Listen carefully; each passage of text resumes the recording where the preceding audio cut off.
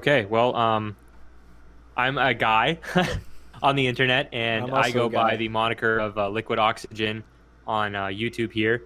And this is my friend, whose name is Shane.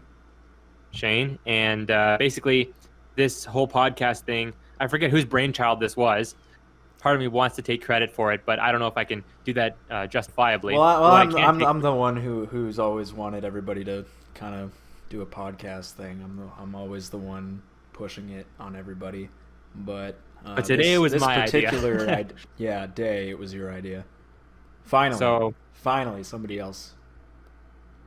yeah, indeed. So, basically, kind of what's the word I'm looking for here? Like the galvanizing event. What set this all in motion um, was I have been interested in religion and philosophy, theology, history, science, these sorts of issues, mathematics, logic, these sorts of things for a long time. And I don't pretend to have any sort of formal education or formal training in any of them. No, And I'm we're not both even particularly well uneducated. read, Yeah. but I do a lot of YouTube video watching and Wikipedia reading and stuff like that. And I know that sounds maybe rather not even sophomoric, but I think it's given me a good kind of base level to kind of understand and grapple with these topics. And I also do a lot of philosophizing and reasoning on my own. But maybe you want to give kind of everybody your background when it comes to these topics as well. Well, same deal. Same deal. We're both uneducated regular guys here. Um, just looking for information in the way that regular guys look for information these days, through the internet, and watching the news, just seeing what's going on in the world. And we've got big thinks. We want to share our big thinks with people. For some Yeah, reason, big I don't know. indeed. We're not very So smart. the thing that kind of the topic that I wanted to discuss today, and this is obviously very rough because we haven't done this before. Um, but the topic I wanted to discuss today was relating to issues of religion and the reconciliation of religion with science. Now, some people who are familiar with the topic and some people will believe it's irreconcilable, and that will be both religious people and scientific people. And there's another subset of people who believe that they are not in conflict whatsoever and they are perfectly complementary. And to even suggest that there needs to be reconciliation is to do a disservice to both. Um, I would like to believe that that's true, and in fact, I do believe that it's true on the whole, because I think that looking at the world and philosophizing about reality, having been a serious and staunch atheist and even anti-theist during my edgy teenage years, I'm familiar with how they talk, how they think, and that was the subculture I kind of identified myself with. But I found holes in their philosophy over time, and I came to completely reject atheism. And I believe understand that God does underpin reality. But at the same time, having spent time in that kind of atheistic framework and that atheistic worldview, I did come away with some grounding in scientific understanding, particularly as it relates to evolution and I suppose the cosmos on the whole. And like I said at the top of the show, as it were, I have no education, no degrees of any sort, totally a layman. What's the word? What's the term I'm looking for here? I am an autodidactic polymath, I suppose, if I want to be self-aggrandizing. But Big words. what what I have kind of discovered, more or less, kind of branching off the whole talking point about the atheism and science and religion, is that I I don't think this is any scientifically minded person. I mean, even moderately, who winds up listening to this will understand the reality that exists behind evolutionary biology. It's not controversial. The debates have been had a century ago, and they've been routinely and repeatedly and thoroughly thrashed like a decade ago here on YouTube. Creationism is done and dead. It's not a tenable, sustainable worldview unless you live in an insulated, isolated bubble, and all you have exclusively are theological and philosophical um, discussions and talks. Like if you're exegeting a text in the Bible or something, and you have a discussion about what it means and what the ramifications would be for certain theological standpoints and issues and beliefs. That's the Well, only well, I place pushed back on you a couple days ago when you said that. When you said that creationism is is dead. and I still will. I still will push back on you here. We're dealing with religion, so we're in the realm of magic here. This isn't. I don't know. It's not entirely material, so I wouldn't say that it's entirely material, but kind of where I have an issue. This is like, obviously you, Shane, are subscribed to Latter-day Saint theology, and more or I less, more or less. I do not. I am not sure what I believe in, and this kind of has been the crux of the issue, for me personally, is that I have to take these things. Well, and if you want to push back on the whole creationism issue, I mean that's your prerogative. But when it comes to me, in my eyes, even if I don't always and immediately have the words to articulate why I think it's ironclad, in my eyes, it's the most ironclad. I will say a lot of stuff in science is not ironclad. We don't really know what gravity is.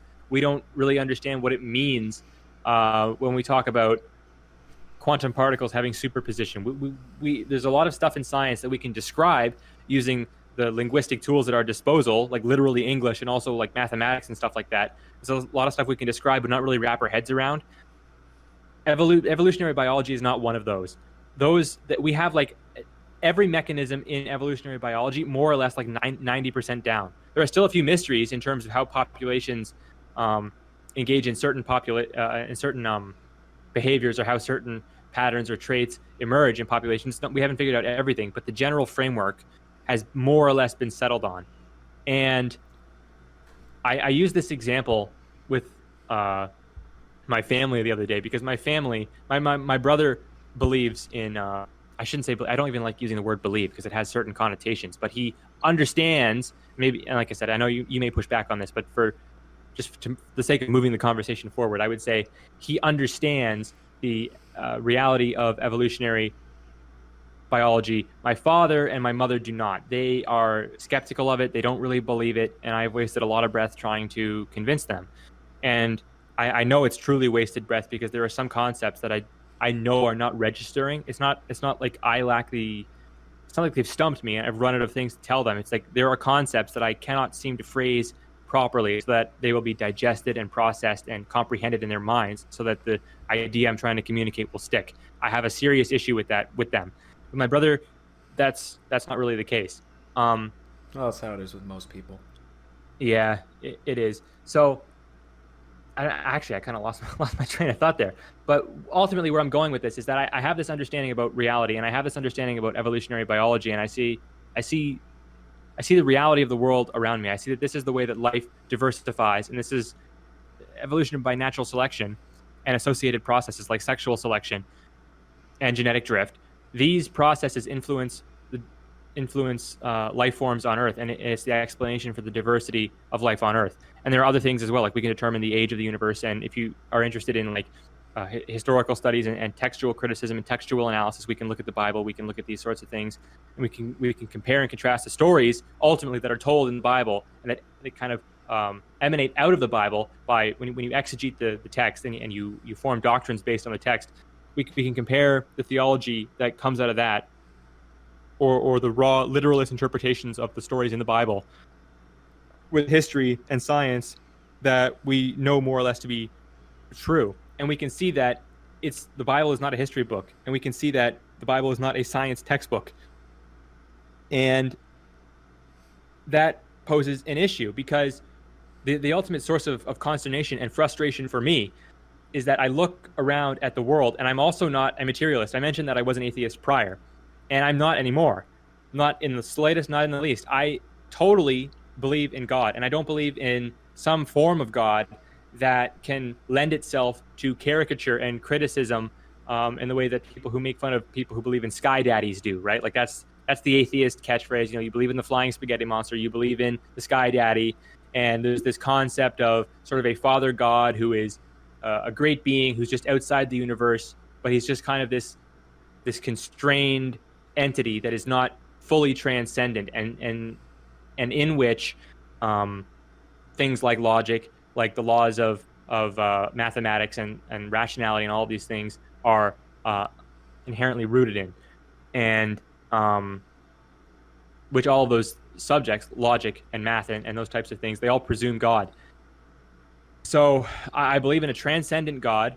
And while I recognize that there are issues with maybe Thomistic defenses of God, or the Dr. William Lane Craig's Kalam cosmological argument, those can be convincing for normies or people who don't, or who are not steeped enough in philosophy or steeped enough in theology to maybe find those critiques. Those can be convincing, but I do believe ultimately that these I believe in the transcendental argument that logic and math are necessarily rooted in a divine transcendent God, and that they presume to even start to do anything in the world is to presume God's existence, because the laws of logic and the logic of math, the laws of logic and the laws of mathematics all presume God. It's a non-starter to start without God. I've seen this line actually thrown around, and I agree with it fully. It's that God does not even really, you don't even really need to prove God, because in doing anything whatsoever, you have already assumed and presumed God's existence, even beginning Well, to are use you any assuming here? Well, are you assuming here that math is a thing that actually exists in some higher or lower dimension of reality? I don't know. Or, I mean, isn't the atheist response to math being proof of the existence of God that math is just a interpretation of the natural world that exists completely in our minds and doesn't I think that actually? that's so dumb that I don't even know how to respond to it. I think that that's so wrong that it's I if I was in an actual debate and someone said that to me, I would not know how to respond, not because they stumped me, but because I wouldn't. It's like an axiomatic thing. It's like like yeah, numbers, and these sorts of it's an intangible, almost trans. It's like information. It's like information itself. Information and mathematics and the laws of logic. They are not they're not objects in the way that the material world is an object, but they're so obviously real. These non-physical, incorporeal, intangible, transcendental entities, like the laws of mathematics in their sum total and the laws of logic. To me, it's so obvious that they're real. And I wouldn't even say that God is the greatest of all of those. But I believe he's beyond all of those. I think that he transcends those. I think that all those are rooted in his existence. That, like, the fact that 1 + 1 = 2 is sustained and emanates out of God's like essential being. And I'm sure some theological person will probably take, or philosophical person will take issue with the words that I'm using, oh, like essence and all these sorts of things. But people are being autistic if they want to focus on that. I believe that I don't even want to use the word believe. To me, it's so self-evident that these transcendental things, logic and math and information, come out of a divine source. They're not created so much as they are sustained by. They're not God, but they're sustained by God. They are not God, but they all presume God, something that grounds them, because they are not. Like, what are we abstracting out of the ether? We would not be able to use these things if they were purely social constructions, right? Like, there's this idea, like if you start looking at these at geometry or something, and you start looking at these solids. I'm not actually familiar with geometry that much. I used to be better at it in high school, like with the Platonic solids or whatever. These things are kind of almost like hyper objects or they're almost like Platonic forms in a sort, like these sort of abstract entities that are beyond. Yeah. But, like, it's kind of funny because when you talk about geometry like that, you're talking about something that is inherently there's a corporeality to it. There's inherently a sort of tangibility when you talk about a pyramid or a cube or a sphere, but they can only manifest in our world by taking the matter that's here and organizing it according to those structures. You know what I mean? Like, you can never have a pure sphere. You can only have a sphere that's made out of matter. You can only have a sphere.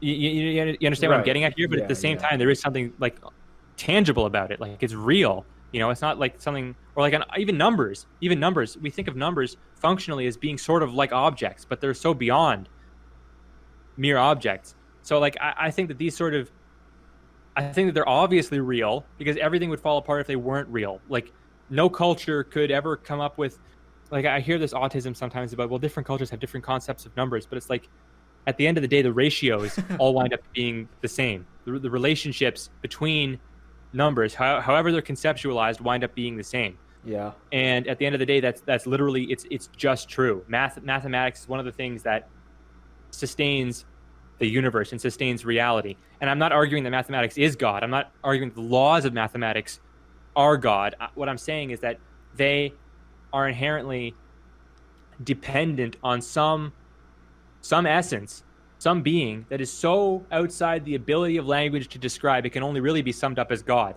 To try and describe it using linguistic terms is a fool's game. It's so stupid that it's not even worth trying. We have the word God. The Muslims actually have the word Allah for this exact type of thing. Like there are I know this because I've been studying Islam recently, and they have. I'm not an Arabic speaker or an Arabic scholar whatsoever, and my knowledge of Islam is not complete. But to the best of my relatively novel understanding, the Muslims have kind of two conceptions of God. There's Ilah or Il or something like this, and this means something that is worshipped. It's any sort of idol. It's any pagan god. It's anything like that. And there's a certain type of Il or Ilah, and again, I forget which Arabic word is correct here, that can be referred to as Allah, and basically more or less it's synonymous with the what's it called, tetragrammaton or whatever from the Bible, where it's I am that I am. And the word Allah specifically does not mean God, as in the English use. It's very specific in that it refers to this transcendental being, and this entity that is so unlike creation, is just so beyond that there's almost no other word to describe it. But yeah, because without God, you have to ask yourself, where do these laws of math, where do these laws of logic, where do these things come from? Like these sustaining entities that organize and govern the universe on a level far more fundamental than any physical law, where do they come from? They would be God themselves, but they're not. They have no person. They have no. And this is actually, I think, where the Catholics fall into a big problem when they talk about absolute divine simplicity. They talk about God, and they render him in such a way that God becomes this impersonal force, and a force that needs explanation in and of itself. And this is why I think a lot of Orthodox people say that Thomism, and this absolute Thomism being the philosophy of St. Thomas Aquinas and related thinkers, they say that Thomism leads to atheism, because, and I may be slightly misrepresenting it here, because again, I'm not a theologian, I'm not even a student of theology formally, but I kind of had the same realization. Like this belief, like it basically renders God into one of these other forces, like mathematics, like the laws of logic. And basically, I don't even like. I'm getting so off topic here. I believe that and the fact of consciousness, the hard problem of consciousness, which again is just basically is literally ineffable. It's beyond the ability of the language that I possess to really describe. I've given up trying to make an argument from consciousness. It's just one of those things that makes sense to me. And for me personally, I know that consciousness proves God. Either I'm God, and I don't think I'm God, and I don't think I'm God in the least. To me, it's not even a possibility. But for the sake of framing the argument, I would say either I'm God or a personal God created me. So consciousness and the transcendental argument, which some may even say are like the same thing. Yeah, I think divine simplicity God. kind of inevitably leads to deism as well, doesn't it? Because like the idea of deism is that there's a God, but it's just this impersonal force. It doesn't really take any part in the lives of humans, but that it exists somewhere because it's just necessary for the universe to exist. And of course, then deism leads to all the trash that we see emanating from Freemasonic controlled cultural institutions, and just Yeah, I would totally agree with that, and that's a big problem. That's a huge problem that I have with deism. It's like I believe God has to be personal. Kind of the argument from consciousness thing, and again, I really don't even want to try to explain it because I have before, and I utterly lack the words to even get people close to what I'm thinking about when I talk about how I think consciousness proves God. It's very solipsistic. A lot of it is literally related to kind of if a tree falls in the woods and no one's around to hear it, doesn't make a sound. It's one of those things that sounds trite at first, but if you really meditate on these sorts of issues, you start to basically realize that, like, man, if other perspectives exist, if other human beings, other souls exist, and they're looking out of their own eyes, like, where do these things come from? Like, and we are conscious, like it's all this. I'm kind of rambling and bumbling over my words now because this is so. I'm so serious that I totally lack the linguistic ability to convey adequately the degree to which I think consciousness proves God. Like I said, either Absolutely. I'm God, or or there is a God who put me in my body and who made the souls of everybody else and put them in their bodies. So combining the transcendental, and some may lump that into the transcendental argument, this whole consciousness thing, because consciousness, you could argue, is like can be included with these things like math and logic. So some may lump the consciousness thing into the transcendental thing, but I prefer to categorize them as separate. So for me, there's the transcendental argument about how the laws of math and logic presume God and are rooted in God, and it's the consciousness thing, which I think does the same thing. And then on the flip side, there is there's the science, which I talked about earlier. And the issue I've been having is reconciling these two things. And now, like I mentioned earlier in the program, you come from a Latter-day Saint background. I know you've been inquisitive as to religion in the same way that I have, but you come from a Latter-day Saint background, and I actually come from a family with religious tumult in its background. So just to kind of give everybody a catching up on my family background. Well, actually, before I get into that, you basically come from Mormon stock, right? Like through and through. Yes, on my mom's side. Yes. And your dad converted? Yes. Catholic. Oh, okay. So on my family side, my mom was born in the Soviet Union. She's from Soviet Lithuania, and her parents were Roman Catholics. But my grandpa, my mom's dad, he actually joined the party and he killed himself. He committed suicide, which is, I mean, not to make it unnecessarily dark, but that kind of does not lend itself. Being a Communist Party member and committing suicide does not really. He probably was a closet atheist. Communist, yeah. And my mom will always she will insist that he did it so that he would have a more comfortable existence in the Soviet state. She would tell me stories about how if you didn't join the party, things would be harder for you and this sort of thing. But I don't really want to get into that. I think my grandpa was an atheist. My mom kind of went through an apatheism where I really hate terms like that, but it is the term, where she just didn't really care about religion. And my grandma was a Roman Catholic.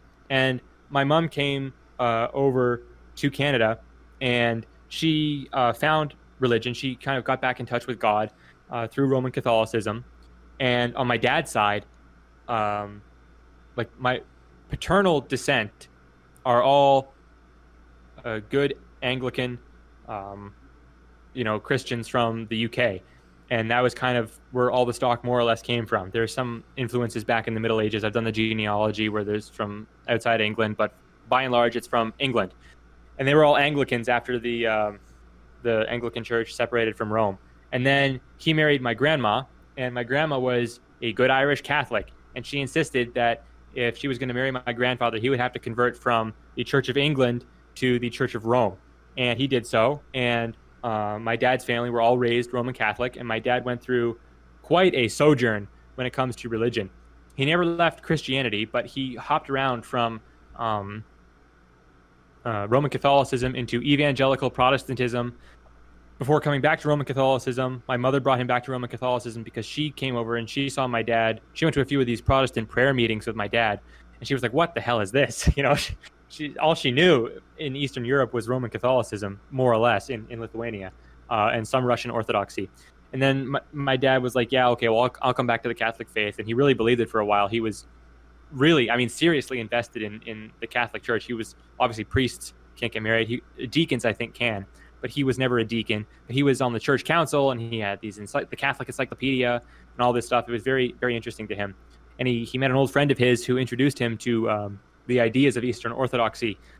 And he began to investigate, and he converted. And that was quite a culture shock, right? Because people who go to the Catholic Church, where I'm from, they're French or they're Irish or they're English converts from Anglicanism or something.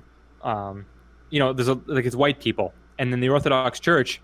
We didn't go to a Russian church. The closest one to us that was of any size was Antiochian. And so it was populated by Lebanese people. Yeah. And there was a lot of Arabic. That's the most disappointing thing about Orthodoxy, unfortunately. I don't think I could ever get into it just because of that problem specifically.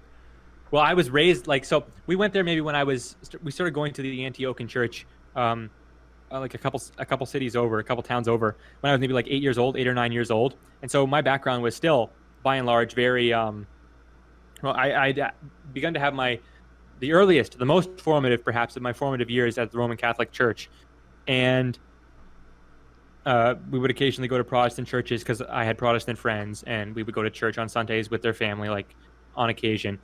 And that, of course, would just be horrifying to any radical traditionalist Roman Catholic. That'd just be horrifying. But then again, the I'm Novus sure. Ordo Mass is horrifying to any traditionalist Roman Catholic. That's totally off topic. Anyway, so we started going to this Antiochian church. And the first time I went there, I cried. I was an 8-year-old boy, and I cried because there's a lot of chanting. It's a huge building. I mean, it's actually, in terms of square footage, not much bigger than the church we were going to. But the way that it's structured with the domes and whatnot, and it had a much more robust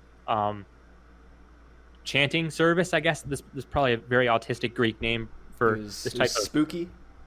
It's not spooky, but the first time you go there, especially if you're a little kid and you're used to kind of very Roman Catholic, bland, very boring Sensory overload. Oh, totally censored. Yeah. It's in a foreign language. All the people look different. Got the It incense smells and because there's incense everywhere, and some people love the scent of incense. I'm not one of those people. I've tried to chanting. meme myself into liking the scent of incense. It's terrible. I've never liked it ever. People come in, they look like Muslims more or less, because some people will come in and they'll be dressed in robes, and I mean not like head coverings. There are occasionally like these nuns who would come in. Were they nuns? I don't know what they were, but they were like almost. They were not dressed in hijabs or niqabs or any of Yeah, these other. any They really were long dressed in. beards and stuff.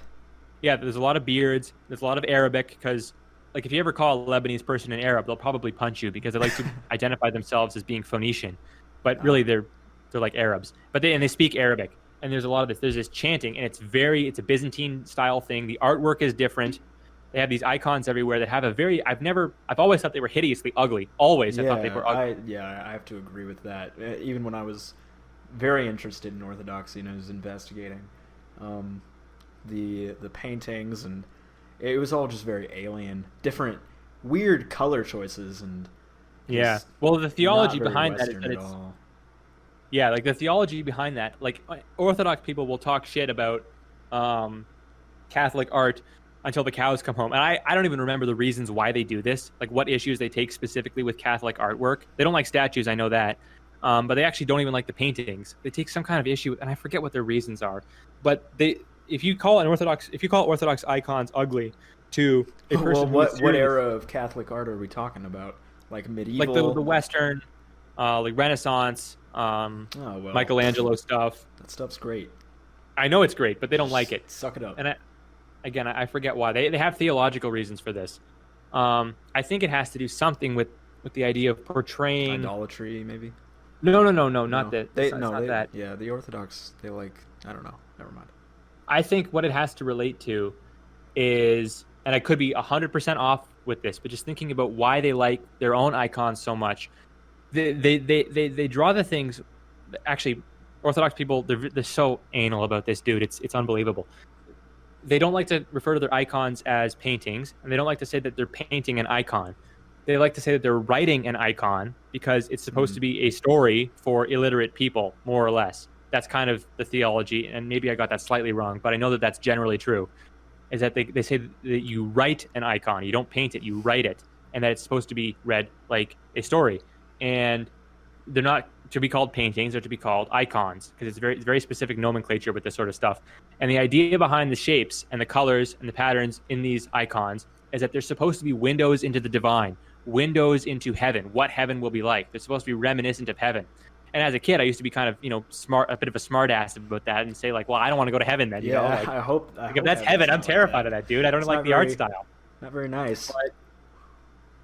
But yeah, so I think the reason is that's why they don't like the Catholic artwork, because the Catholic artwork is beautiful, and I think anyone who's serious with themselves will Yeah. agree that Catholic artwork is beautiful. No But they don't like serious it because it's person reminiscent of our life here disagree. on Earth, and they say that that's not how heaven is supposed to be. Heaven is not an extension of life here on Earth. Life here on Earth has been corrupted by the fall of man, and it's going to be different in heaven. And I think, don't quote me on that, I could be, like I said, 100% off on why they don't like Catholic art, but I would suspect that that's the reason why.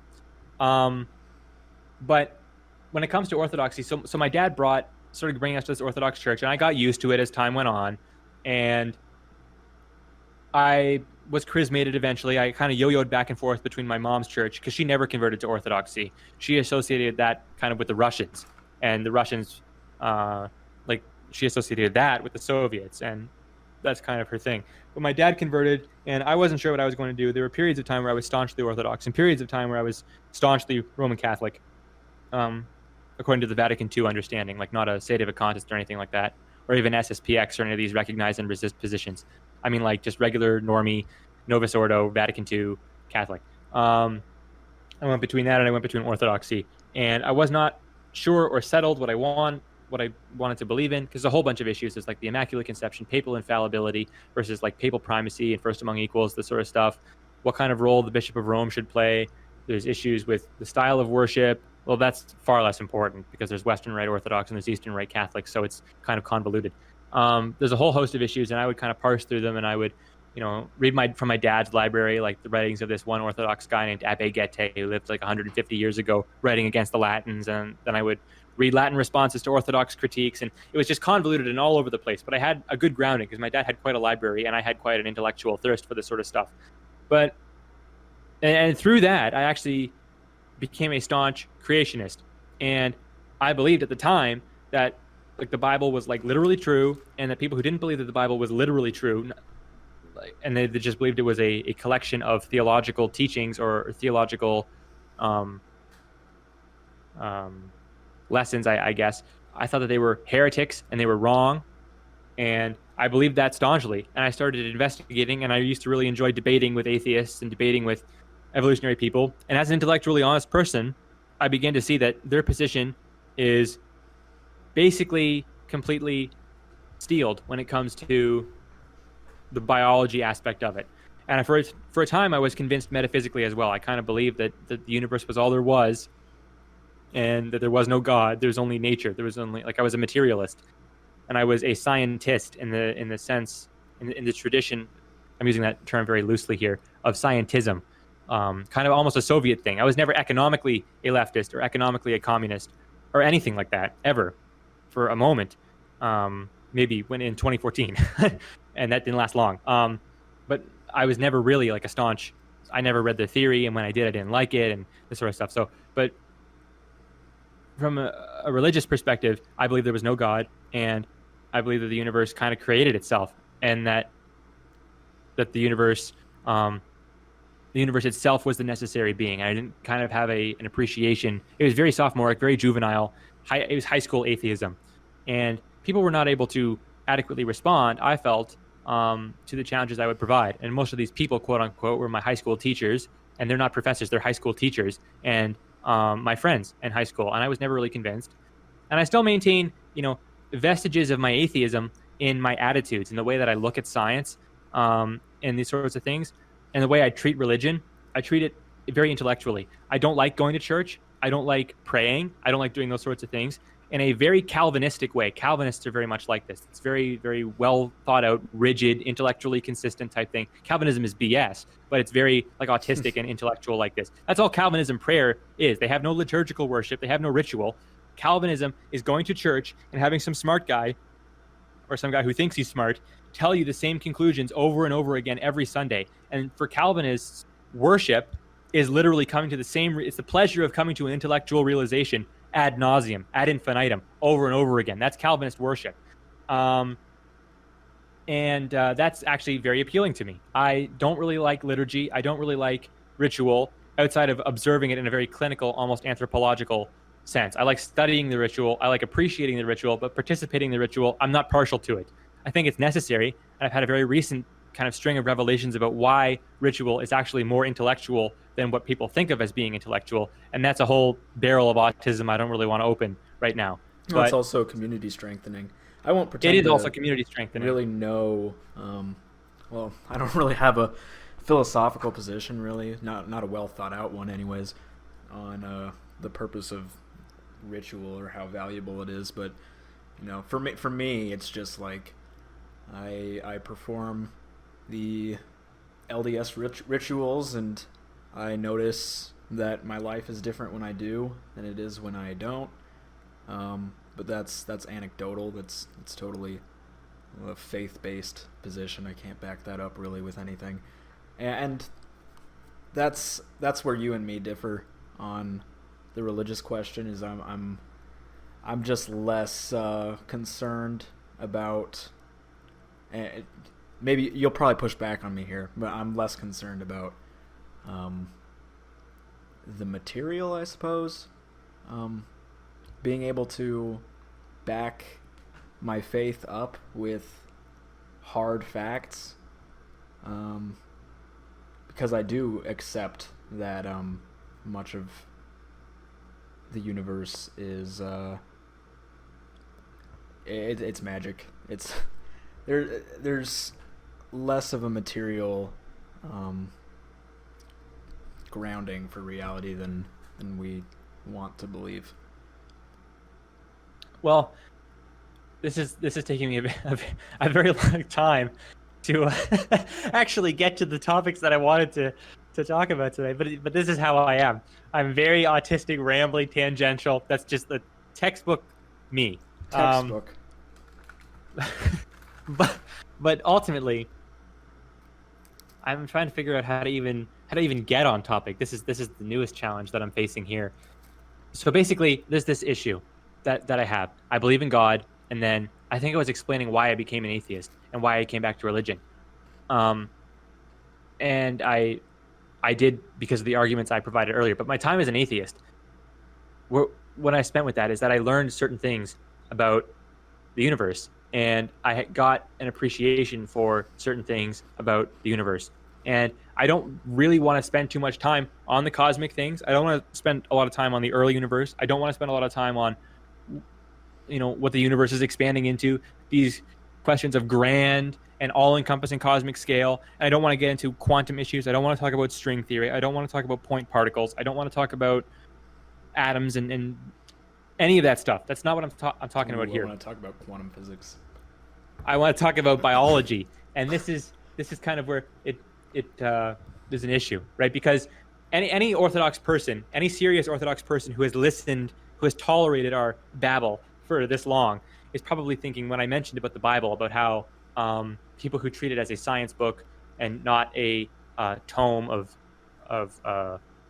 theological lessons. When I got to that part, they're probably shaking their heads and they're thinking to themselves that the theology emanates from the literalism of the text itself, and that all these things, like Jay Dyer, he talks about this a lot. He talks about the importance of the genealogies. He talks about what's the word I'm looking for, like Adam as a type of Christ or something like this. I haven't watched Dyer recently. I can't stomach Dyer. I don't like Jay Dyer. Not as a guy. I mean, in terms of his talking, I think he's a lot like me, and I find it completely insufferable because he takes. Yeah, I kind of like Jay Dyer. He takes forever to get to a point. And yeah, he does. In the filler, though, I feel like the difference between him and I is that in his filler, it's a lot of jokes. It takes forever to get out of the jokes into the real stuff. And I fill mine with tangents. But I like to delude myself, probably, and think that my tangents are at least filled with some usable information. But him and I are alike in the fact that we take a long time to get to anything of substance. But he spends a lot of time harping on this issue about how the text has to be literal, and without a literal interpretation of the text, all the theology falls apart. And for the longest time, I thought to myself, I didn't think of like this literally, but I began to almost suspect, like, hey, man, like maybe it's your duty to take what you realized about God, and that the fact that there must be a God, and this God must be personal, and the fact that the historical case for Christianity is very strong. Nobody who thinks that they have to interpret the Old Testament like literally 100% of the time is serious, in my opinion. All you have to do is think about how many times it's been, translated and retranslated, and how many times, people of authority have edited it. And, you got to consider who it came from, the most supremacist group of people on the planet who want to, they want to twist the facts in their favor all the time. So... Well, the Orthodox Church open to interpretation. The Orthodox Church kind of believes that the Church is the custodian of the documents, and that the Bible and the Church infrastructure and authority, they work almost synergistically with each other, and that the Church had the authority to bring the Bible together, and kind of mandate or declare. I don't want to say like I don't want to imply that they created the truthfulness of the text, but they verified almost the trustworthiness of the text. And see, for a Protestant, it's sola scriptura. It's the Bible is the ending authority. And for the more apostolic churches, like the Roman, I don't want to say more apostolic. I want to say the apostolic churches, like Eastern Orthodox, and I mean in the academic sense, because all these autistic retards are going to go at each other in the comments, or people are going to say, "Oh no, Orthodox is apostolic and Catholics are not," or vice versa. But like if people can leave the autism aside for a second here, the apostolic churches see the church hierarchy as being paramount, like the traditions of the church, the traditional interpretations of the church, the writings of the fathers, the 7 ecumenical councils. I believe there were 7. These types of things take precedence, and they have authority when it comes to interpreting the text. And it's almost circular in the sense that the theology comes out of the Bible to inform the church, and the church has verified that the Bible is true. And it's almost kind of circular in that sort of way. It is pretty circular. But it's this is the issue that I have. At the end of the day, this is the issue that I have.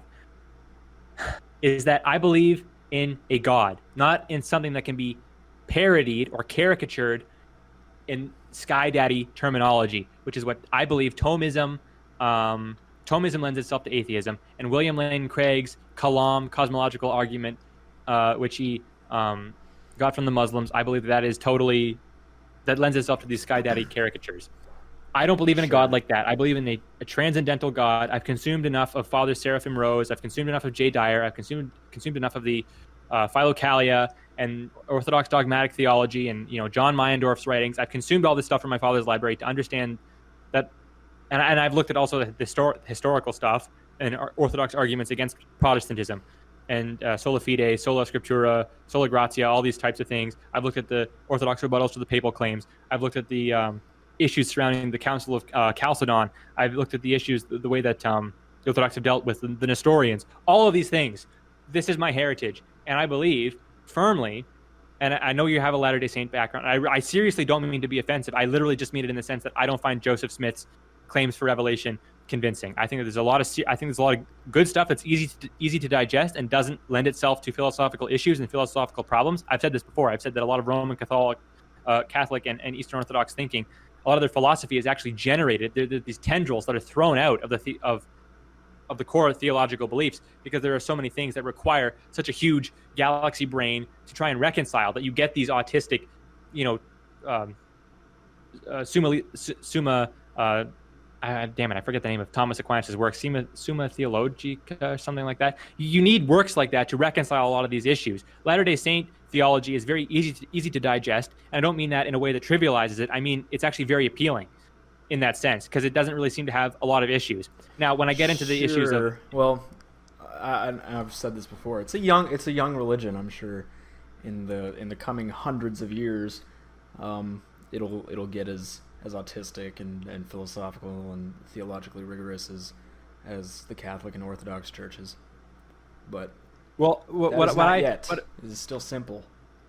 Well, the reasons there are. This is why I'm not a Latter-day Saint, is because I do think there's issues with the archaeology. That's kind of first of all, and that's ironic that I use archaeology as a criterion for discounting it, because I'll get to that in why I think there are issues with orthodoxy. But I also think that there's theological issues with this persistence of matter type doctrine, and the fact that essentially we are the same species. We are unrealized gods. We are the spirit children, literally, of God, who had a father and cousins and all this stuff. I think that there are serious. I think it's easy to understand, and I think that most of the theology is very appealing. But I think that there are these theological issues that haven't really been worked out. And actually, I've seen Mormons. I hate to use that term. I know you like the term Latter-day Saints. I've seen a lot of Latter-day Saint thinkers who actually reference early church fathers, because they have to, right? Because they believe that the priesthood authority was lost very early on in church history. And so going back to the earliest church, when that priesthood was still intact, and when it was lost, when the theology was still mostly molded around that style of thinking, all those church fathers are claimed by the Eastern Orthodox, Roman Catholic, and to some extent the Coptic churches, right? So they reference a lot of that stuff. And actually, I've seen Mormons who have a doctrine sort of like, I think it's apotheosis, where people like become kind of gods, not kind of, like you literally can become a glorified, exalted man. I think that's the term. And in Orthodox theology, it's not apotheosis, it's just theosis. It's kind of this eternal glorification. Everything is always moving up towards God, never, of course, becoming God, never becoming this entity that we have described earlier in the Well, that's broadcast. the same deal in LDS theology. Is that you will you will improve and learn and transcend for all eternity, and God is on that same upward path constantly. And Yeah, so there's there's it's not kind really of an end to it. It's just yeah. eternal improvement. So it's kind of, I wouldn't say it's hair splitting. I think it's a bit, the differences are a bit more substantial than to be quote unquote hair splitting. But uh, to use a term that comes to mind quickly, it's kind of hair splitting when it comes to the theosis versus the Mormon understanding of exaltation. Um, but when I look at when I look at these things and how the Orthodox deals with other churches, I believe that it has the strongest, most internally consistent, most historically verifiable case out there, and I totally would be Orthodox because, like I said, I believe in the transcendental God. I believe that it has the strongest historical case. I believe that it bitch smacks, pimp slaps every other form of Abrahamism out there, including Judaism and including Islam. I believe that there's serious problems. I'm being honest with you. I was looking into Islam and I said, hey, if this appears to be true, what reason do I have to deny it? Even if I have historically hated Islam and disliked Muslims and disliked their culture, if I'm in an honest search for truth, I have a duty to myself to look at their truth claims and evaluate them philosophically. And I don't think that they hold up. I think that the issue of Tawheed, the radical oneness of God and the absolute and utter unity of God, I think that has serious philosophical and theological holes. And I think that they're also, much like with Mormonism, I think that there are serious archaeological and historical issues with the rise of Islam as well.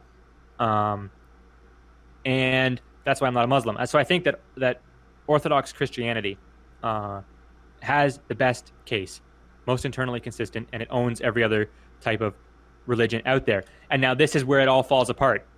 And this is what is so brutal. This is what is so depressing. And I mean that in a very literal word. Like, I have been depressed over this for a long time.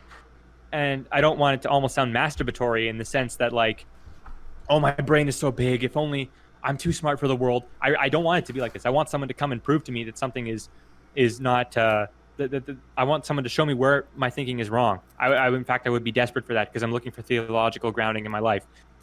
But the issue it's just in the same way that I believe, and again, I don't mean to insult you or anything like this, but in the way that I believe that archaeology dismisses Latter-day Saint claims, and in the same way that I believe that archaeology partly dismisses the claims of Islam, I believe that paleontology and evolutionary biology totally and radically destroys the Orthodox understanding, which, if you've been listening and if you kind of understand that I think that Orthodoxy destroys every other strain and flavor of Abrahamism out there, that takes out the entire Abrahamic framework in one fell swoop. Well, screw the Orthodox understanding, okay? You gotta have, you can't, I don't know, it's my opinion that you can't appeal to authority when it comes to religion most of the time.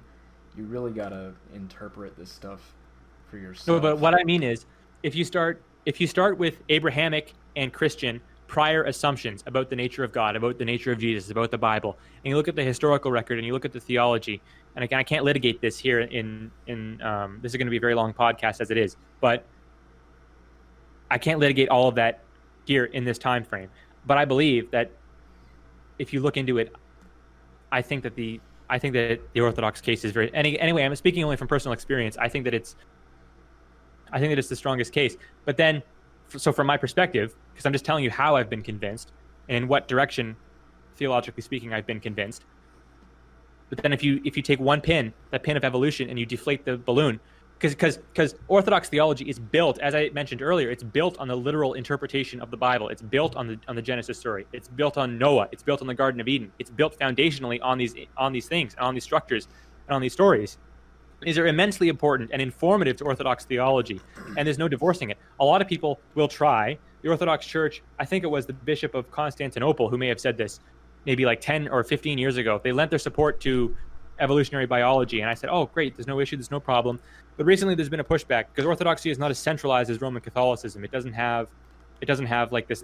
There are different patriarchs that can have differing opinions, and the opinion of the other patriarchs has been to start to push back on this acceptance of evolution. And they're referencing the earlier councils. They're referencing the earlier writings. They're referencing the church fathers, the desert fathers, these characters early in church history who talk specifically about death before the fall and how that cannot, under any circumstance, be allowed.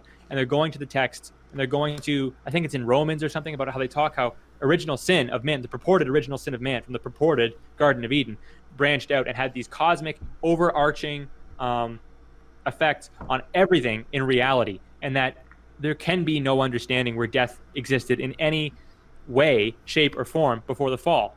And to me, this is what is so deflating, is that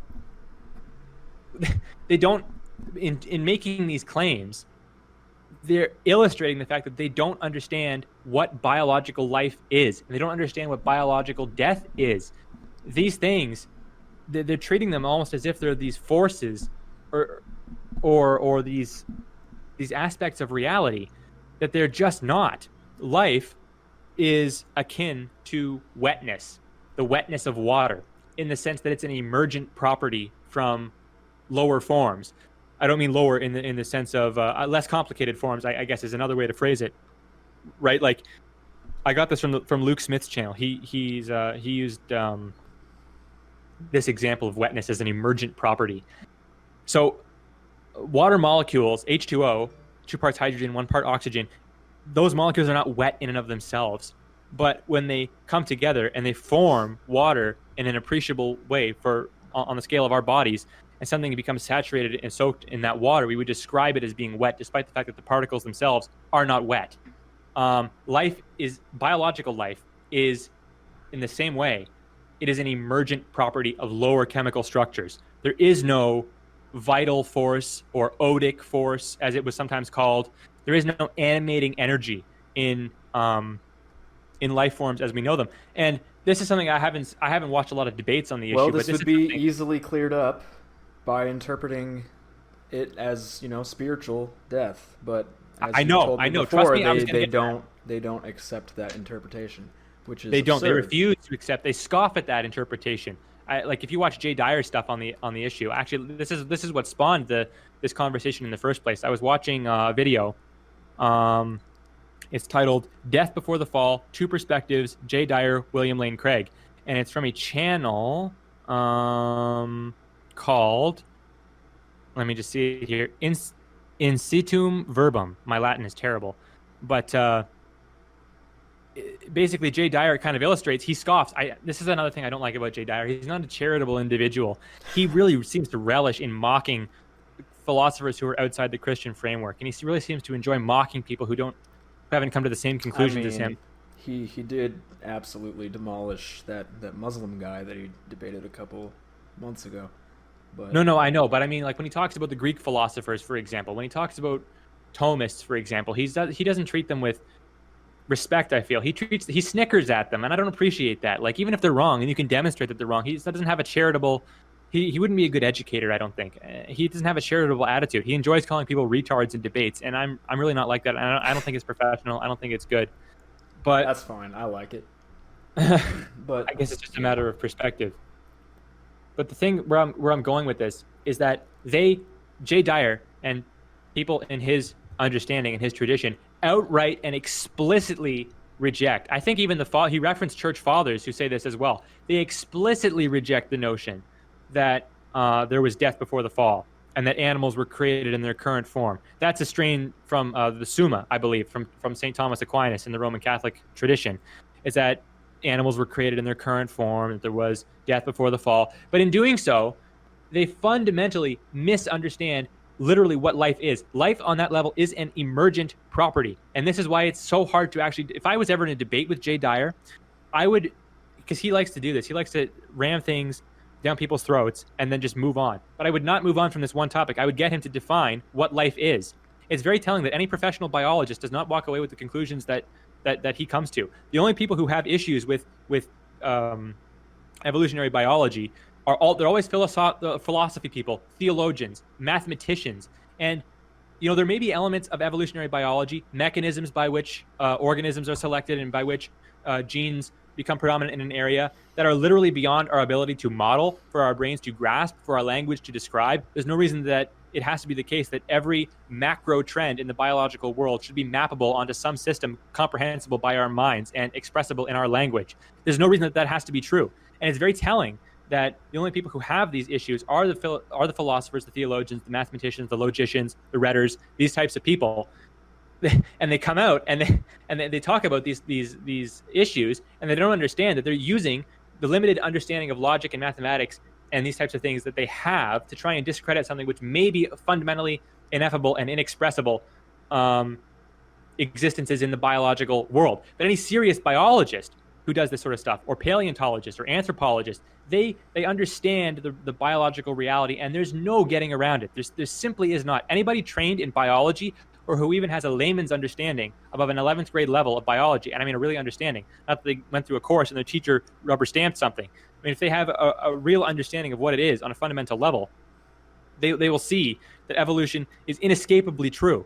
And like I said before, there are certain aspects in evolution. There are debates. Is it what's the word I'm looking for? Is it punctuated equilibrium? This is what Stephen Jay Gould came up with. This was one of his philosophies. Or is it gradualism? So punctuated equilibrium basically is the hypothesis that postulates that life exists basically as stagnant for large periods of time, and some very disruptive event will come into the ecosystem and the environment, and it will cause rapid, very, very rapid biological change. So it's punctuated, meaning long periods of time, and equilibrium, which is I got that backwards. Equilibrium is what is like the standard flatness, and it's punctuated occasionally by periods of sporadic and rapid change and diversification.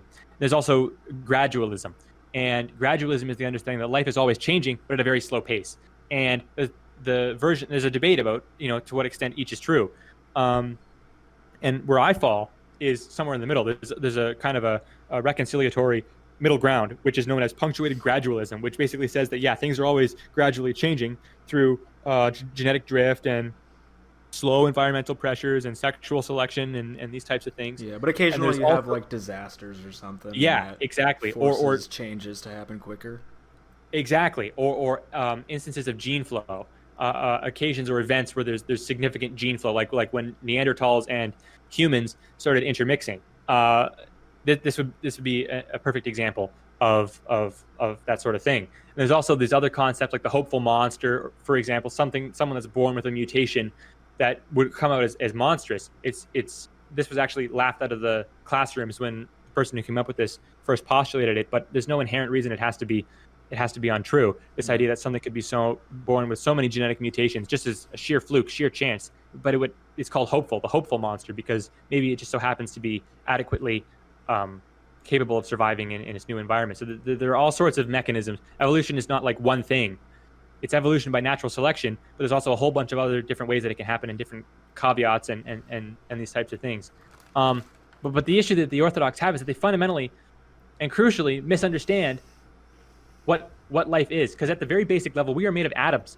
We are made of molecules. We are made of proteins and DNA that codes for this, for our existence. We take inanimate parts of the world around us. We take carbon atoms, we take hydrogen atoms, we take oxygen atoms, we take nitrogen, we take all of these things and we organize them according to the informational structure that's in our genes. And these things are assembled chemically through chemical processes. Again, this is not to say that, I think all of reality has a divine underpinning. I am a theist. I believe that God underpins every aspect of reality. So the fact that information organizes the material parts of the world, the inanimate material parts of the world, into something that is us, I don't believe that inherently is an example of something special, that there's something special about us, because this specialness is true of all life, not just humans. But I don't believe that, even if you're talking about it from within a framework of all life, I don't believe that DNA or information itself is any more profound in its existence in life than it is in the way that anything else in the universe is sustained, because I believe God sustains everything in the universe. So I don't believe that there's anything special about the way that DNA does its thing. Fundamentally, obeying chemical processes and using chemical and subatomic particles at the really, really fundamental level, electrons, protons, and neutrons, and quarks and electrons are what we are made of. Like, you look at your hand, that is pure quark and electron. That's what you're looking at. You're looking at quarks and electrons there, reflecting light. And that's what you are. You are inanimate matter assembled according to chemical processes. And those chemical processes are the processes of replication. That's what life is. Biological life is inanimate matter replicating itself and manufacturing more of itself. And that's all it is. There's no odic force. There's no vital force. There's nothing especially animated. There's nothing physically impossible about our beings. And this is necessarily so. It necessarily flows from the fact that we are physical. These are physical bodies. Think about that word, physical. If our bodies were a physical impossibility to exist in this realm, it would have to be some sort of spiritual projection. We would be spirits, but we're not spirits. We exist as part of the physical universe, obeying the laws of the physical universe. Caustic chemicals have effects on us for reasons. Sterile medicines have effects on us for reasons. We respond to hormones that are just that are atoms stuck together in molecular formation. We respond to that because we are those things. And for the longest time, I thought the answer for the reconciliation was that, yeah, we are those things.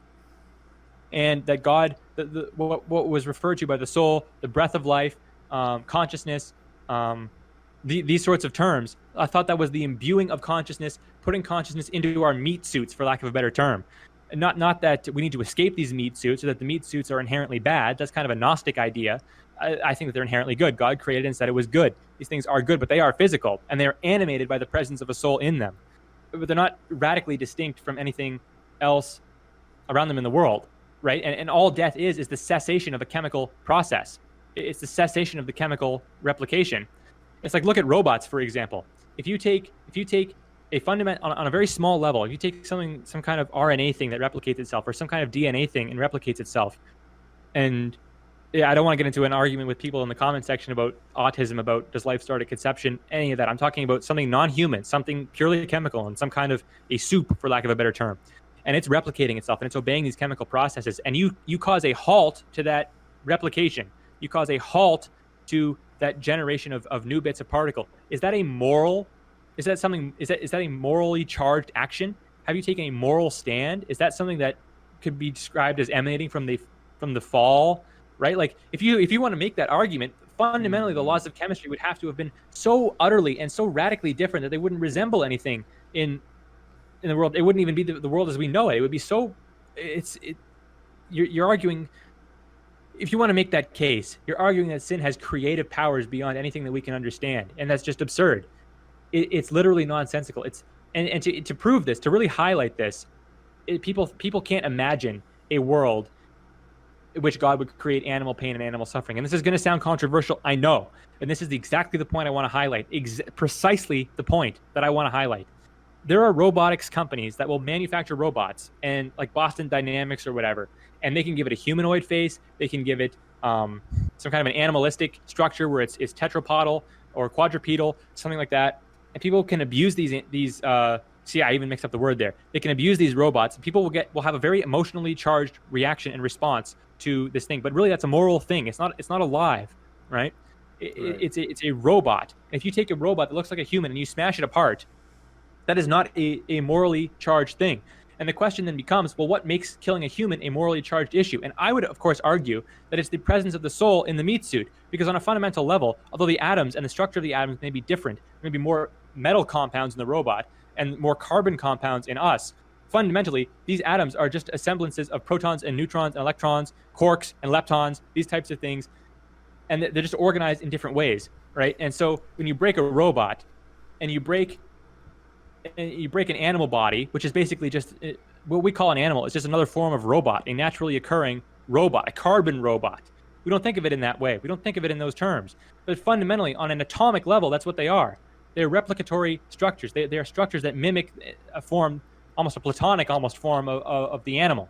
And, so there's nothing morally charged about smashing apart a robot. And there's nothing morally charged in the same way about, I want to say, killing animals, which of course comes across as very macabre and very dark.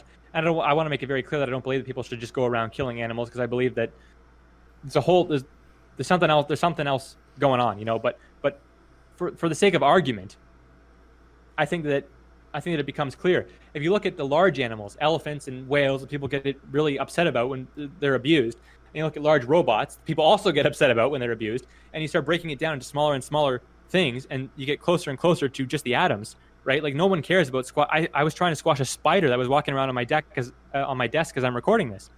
And I was thinking, I don't care about the spider. I'd squash it like a bug. I mean, literally, like it's not an insect, but it's like a bug. And I would squash it and have no moral qualms. No one has any issue whatsoever killing a mosquito, despite the fact that they can have genetic codes just as complicated as a larger animal, and they are biologically speaking categorized into the animal kingdom.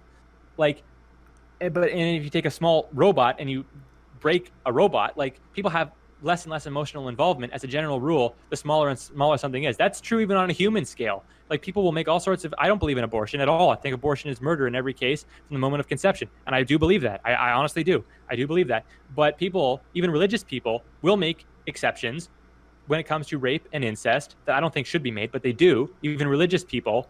No, if you want to be consistent, if you want to be consistent on that issue, the child didn't choose to be conceived in that manner, so you can't abort them, even if it's rape or No, I know, but what the point I'm trying to illustrate is that even amongst religious people who would never kill a disabled person, they'd never kill an inbred person, they'd never kill a child of rape. When it comes to their conception, there are religious people who claim to be pro-life that have fewer qualms about killing it after it's been immediately conceived, as it goes like into the zygotic stage and the embryonic stage and the fetal stage. Like they have fewer and fewer issues the earlier in the pregnancy it is, the closer it is to just being chemical components and chemical parts.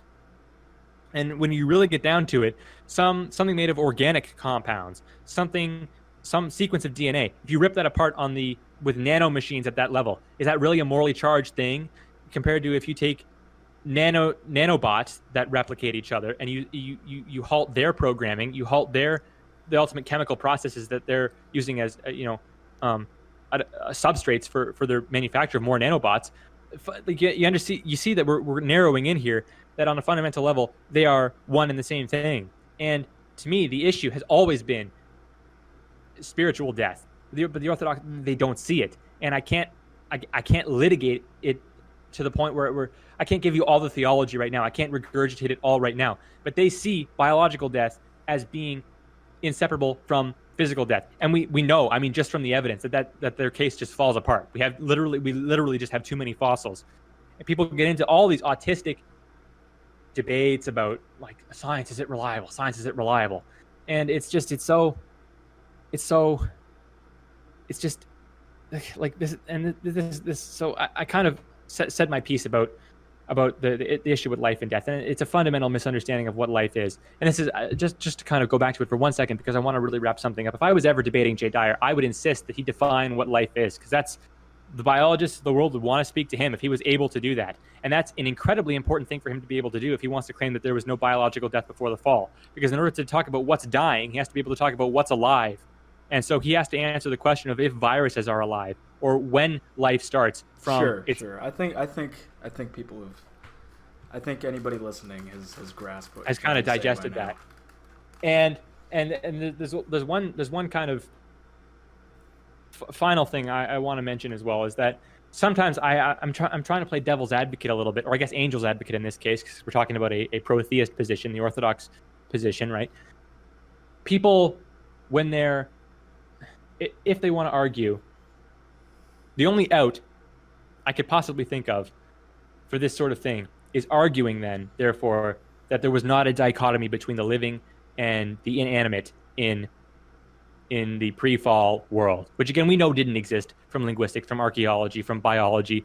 But if you want to argue that it did, and you want your only rational out, in my approximation, in my understanding, would be to say that there was no dichotomy between living and dead. Everything was alive, and that the fall introduced so much death and entropy into the world, and decay and destruction, that all sorts of things died immediately, and that what used to be animate became inanimate, and that only a few things were left. Only the things that are described, right, like the animals and the birds and human beings, remained alive. And I just want to preempt this line of thought, because that's literally the only thing I can think of that they could say in response. And I want to preemptively harpoon that line of thought by asking, what would it mean for everything to be animate then? charged with some kind of odic or vital force, what would that mean? What does it mean for it to be alive? What does it mean for the particles to be alive? What are they doing that makes them alive? And that would be the question that I would want to ask to anybody who would respond to me by maybe hypothesizing that in the pre-fall world there was no death because everything was alive, even the very fibers of your being, the atoms of your being. And I would just query that by saying, well, what does that mean? You need to kind of qualify what that means. Yeah, And yeah, I the would final just call it cringe, and that's it. It just sounds kind of cringe. well, the final thing that I really wanted to touch on with this issue is people hit like the autistic types who have the Jesus icon profile pictures, who are just wallowing and larping as cineatic hermits and want to be Mount Athos monks. These people, they always talk to me about science and how it's unreliable and how it's based on shaky philosophical groundwork and presumptions. This guy who inspired me to make this podcast with you, called me delusional because I said I believe in God in the way that I described before, and that I accept Darwinism in the way that I had before. And he's using, like, what did he say? He said anathema to me, or yeah, like I'm speaking as him here. He said anathema to you, Darwinist. I'm like, dude, what are you doing, man? It's not the year 800 AD. So okay, you don't have to use this loaded Greek terminology. Just like, give me a break. But these people, they always want to talk, always, about how science fails because it relies on math, and math is rooted in God, and logic is rooted in God, and blah blah blah blah blah. Okay, so I really want to attack that notion head on, because this is more or less kind of what my dad would argue when I present these issues of evolution, when I present these issues of archaeology to him. He basically says, ultimately, you just have to have faith. And he comes at me with the tired old line of, well, science changes. And yeah, well, I have a big problem with that. And all these assumptions, like if you talk to any Christian, they'll hit you with, what do they say? They'll say bias in science, the corporatization of science, the replicability crisis. They'll talk about the sham that is peer review and the journal system. They'll talk about politics and how horrible it is to work in academia and all the drama that's there. And I'll grant all that because, I mean, you and I believe in race realism. And we have had to deal with so much BS from the academic community, all the obvious denials of science. And I mean, at the same time, like, that's true, and it's frustrating to slog through, but the academic community, the academic data cannot be denied, because instead of speaking in explicit racial terminology that was common at the turn of the 19th century to the 20th century, we now speak in terms, instead of races and sub-races and this lexicon, what we use instead is we talk about population clusters, and we're getting just more and more autistic about the data, talking about haplogroups and clusters and these types of things, and we're talking less and less in terms of words that are old-timey. We're just making the data more and more inaccessible for the apparatchiks of, you know, the Freemasonic control system. Like, they won't be able to get into the data. It's just becoming more and more inaccessible. But the actual science hasn't changed. It's been refined slightly, and it's been altered slightly, but the core measurements that were taken and the core observations that were made 100 years ago have not changed. The measurements have never been disproven or shown to be fraudulent, so they stand. And so the point I'm making with this is that, like, we're aware of the failings of science, and we are not scientists in the sense that we subscribe to scientism. We are not materialists. We are not. We don't subscribe to that sort of nonsense. Like, I brought up Luke Smith earlier. His channel is great. He talks about how pseudoscience is a spook and it doesn't really exist. I'm talking about theology for half this episode, and it's true. We're aware of those problems in science, but the hard data itself does not change, and it's a double-edged sword. Anytime you want to come at science, you also necessarily have to come for history, because the Christian claims fundamentally are rooted in history and archaeology and the reliability, like the existence of the councils, the existence of Jesus Christ, right? Like, here on earth, the historicity of all these things. And I mean, I want to avoid the issue of taking the historical approach to Genesis, because usually it's just applied to the New Testament, where people want to rely on the historical case for Christ in that way to justify Christianity. But the thing is that a lot of Christian theology cannot, and Orthodox will insist on this, is that it cannot be arrived at through pure reason and pure philosophy alone. in that it's a revelatory religion, and that it is through revelation that we have been given the doctrine of the Trinity and these types of things. So fundamentally, what you have to do as an individual is there's a whole world out there, people making truth claims, and you have to evaluate truth claims as best you can, and there's no getting around that. I mean, if you want to talk about, like you have no choice but to use the tools that are at your disposal, accepting the fact that they may be flawed. Like, I accept the fact that my instruments may always be wrong. My senses can be tricked, but I have no other tools to evaluate someone's truth claims with than those. And it's like, so I have no other choice but to apply science and history to Christianity and every other truth claim. Some guy named Moses proclaims certain things, proclaims certain revelations, different prophets, different apostles proclaim different revelations. I have no way to parse out the truth from the falsehood except using these tools that I have and accepting the limitations. If I want to say that I know I can't trust my logic and reason because they can be manipulated, and you only believe anything using logic and reason because it gives you a feeling of satisfaction or a feeling or a viscera of truthfulness in your gut. And you could contest that by saying, well, your feelings could be manipulated.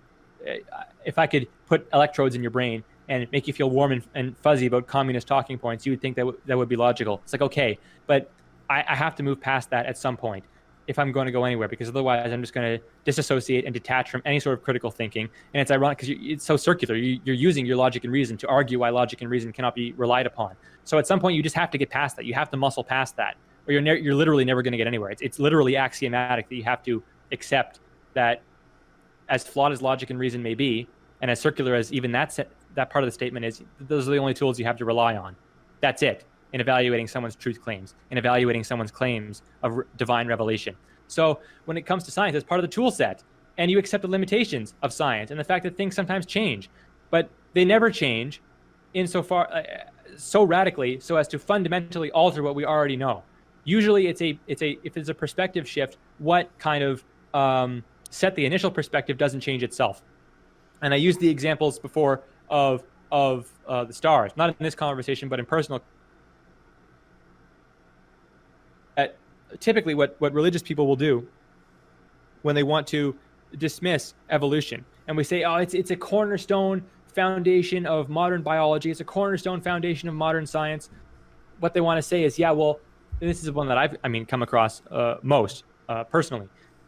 They'll want to say, well, we used to believe that the sun goes around the earth. And that's ignoring the fact that there are radical Roman Catholic traditionalists who are still geocentrists. Ignoring that for a moment. Usually, religious people will claim, well, we used to believe that the sun goes around the earth. And I would say, okay, I understand exactly what you're saying here.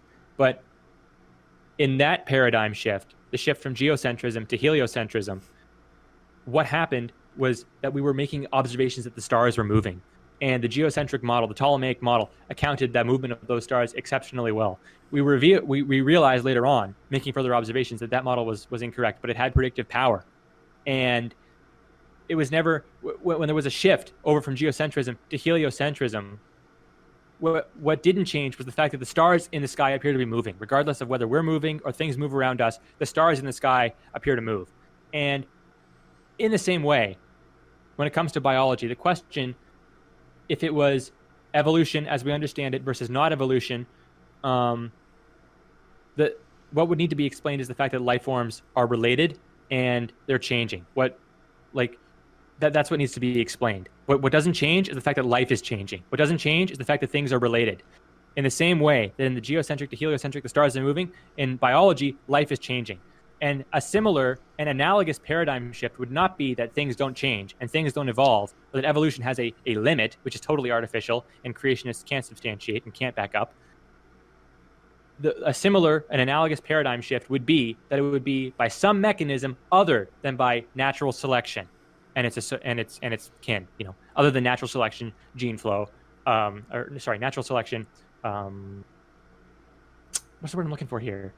Genetic drift and sexual selection, right? Like, other than those, that would be the equivalent paradigm shift. Not that life isn't changing or that life isn't evolving. That would be, and they don't really understand that. And it's like, basically my dad said to me, because he's very religious and he's skeptical of evolution, as I mentioned earlier. And he said to me, Lucas, you need to, at the end of the day, you just need to have faith. He said, you can prove God exists, or in doing anything, and even trying to prove God exists, you've already presumed that he exists because your logic and your reason is grounded in God. He didn't say that. I'm kind of injecting my own thing here, but he says, God exists. Yes, I said. He said, the historical case for Christianity is the strongest. He said, yes. He said, the science doesn't appear to match up with it, but the other two are true. And he said, so what you should do then is, since you know God exists and you know that Christianity is historically true, you can have reasonable faith then that the science is subject to change. And at first I was kind of unsure about how to handle that. And I thought, that doesn't feel viscerally right, but I can't Yeah. dispute it immediately. And then what I kind of realized was that's a double-edged sword. You can make the same it's argument. the opposite. It's the opposite. Yeah, you could gotta say have reasonable faith that Christianity is correct overall, but that the Bible has been interpreted incorrectly. see the takeaway is sort of similar to what you just said. Is that I would say is that I know God exists. God is the most obvious thing in the universe, the most obvious thing in the entire universe, and I know that the science is ironclad. So what I'm waiting for now is the history to change. I would say Christianity then is not true, and I will wait for the religion to make itself apparent because I know that God is a personal God, and I know that the science is true. So I will have faith that the proper religion will reveal itself to me. Not that the science will be. You see how that's a double-edged sword because history relies on the same things. All it would take is one historical discovery, one treasure trove of documents found in the Dead Sea, or in Egypt, or in the Sinai Peninsula, or in Saudi Arabia, or in Iraq, or something like this. All it would take is one trove of documents or one historical discovery, something like this, and the historicity of the Bible could be totally overturned. As it stands right now, yes, I mean, we have the documents about the ecumenical councils. We have the references to Jesus' person and his existence, right? We have these things. But all it would take is something to come along and totally disprove that. In the exact same way that these history people, these theologians, will say that, well, all it would take is one example for your scientific theory to be disproven. That is totally a double-edged sword, and it's worse than that because that's already happened for their history, right? Like the dating methods that we use for, I mean, it's kind of a chicken and the egg thing because we use science to date the documents, so it is kind of an iffy thing. But the documents in the example that I'm giving you here is we've already got documents that show, that the flood story has been altered in the Bible, right? Like we know where it's from, and but to keep it in the abstract, to keep it kind of as a generalization instead of getting into the iffy and the philosophical issues about, oh well, you're using science, which is a flawed methodology in your history, all this stuff, ignoring that and staying kind of abstract. All it would take is an ironclad, irrefutable historical discovery, and so your faith in Christianity justified through history as opposed to science is just as contingent and just as flimsy, and there's far more reason to rely on testable science. And yeah, like it just falls apart, and that's totally ignoring, like I said before, the actual historical issues that are present in the Genesis narrative, going from relatively recent times with the Sumerians and Babylonians and stretching all the way back into the Neanderthals. I never hear these people giving me any reasonable explanation for the mapped Neanderthal genome, or the fact that we can detect Neanderthal DNA in modern populations and Denisovan DNA and these other things. Like, these issues are not meaningfully addressed. The rest of the academic world has moved past this. They're not, and this is the thing, the belief that this is some huge conspiracy, the gig would be up at some point. New linguistic students would be able to come in and say, look, this does not make sense. There's no way Indo-European goes back this far because it would just fall apart. Everything. It's not just biology. It's not just paleontology with the fossils and the genes and this. It's like I said, it's like linguistics, it's archaeology. The size and scope of the conspiracy would be so large that it would be untenable. And if people want to say, oh, you're a race realist, and the universities, they haven't come out promoting race realism, and then all the students, they haven't come and said, first of all, that's not even really true, because there's actually a large undercurrent of people, of dissenters, of dissidents in the academic world, a large amount of them.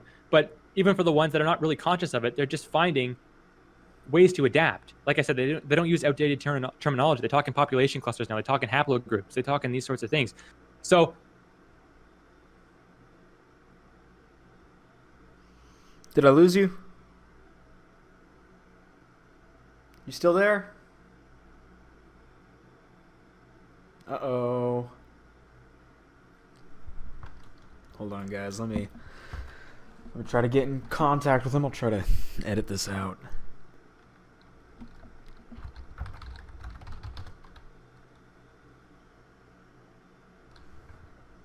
Say was just like in the racial stuff, what's coming out with the racial stuff, because we can't be explicit with it.